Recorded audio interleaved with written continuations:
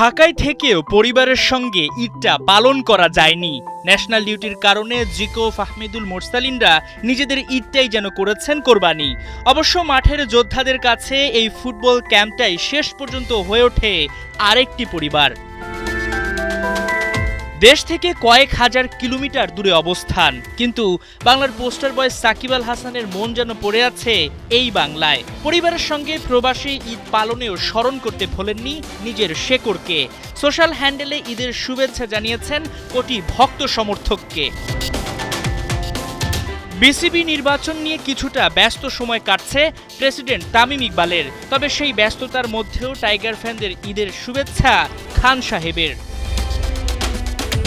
কদিন আগেই পাকিস্তানকে ঘরের মাটিতে বাংলা ওয়াশ করে নতুন ইতিহাস রচনা করেছে নাজমুল অ্যান্ড কোং। ঈদের ঠিক আগেই অমন অবিস্মরণীয় জয় ক্রিকেট প্রেমীদের জন্য যেমন ছিল দারুণ এক ঈদ বোনাস, তেমনি টিম টাইগার্সের জন্য ছিল আত্মবিশ্বাসের বড় এক রসদ। সেই ঐতিহাসিক জয়ের রেশি যেন শান্ত, মুশফিক, রানা, শরীফুল মিরাজদের চোখে মুখে। তাই তো এবার ওদের ঈদের খুশিটাও হয়ে উঠেছে ডাবল। আপাতত আন্তর্জাতিক ক্রিকেটে কিছুটা বিরতি, তাই খানিকটা বিশ্রামের মেজাজে আছেন তাইজুল তাওহিদ হৃদয়রা।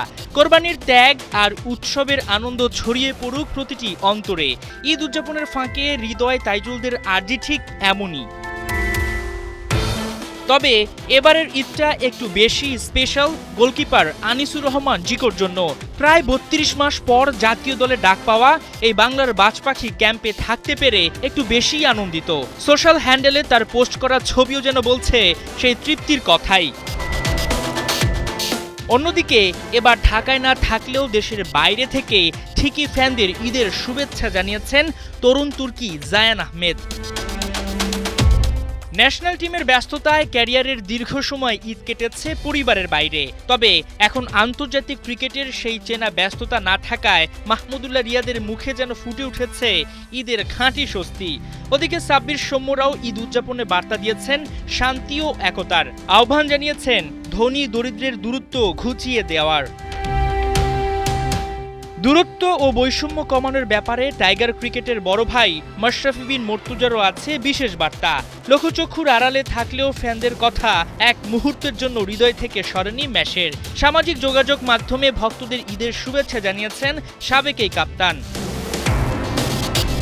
সকালে হাজারো মুসল্লির সঙ্গে ঈদের নামাজ আদায় করেছেন দেশের খেলাধুলার অভিভাবক, যুব ও ক্রীড়া প্রতিমন্ত্রী আমিনুল হক।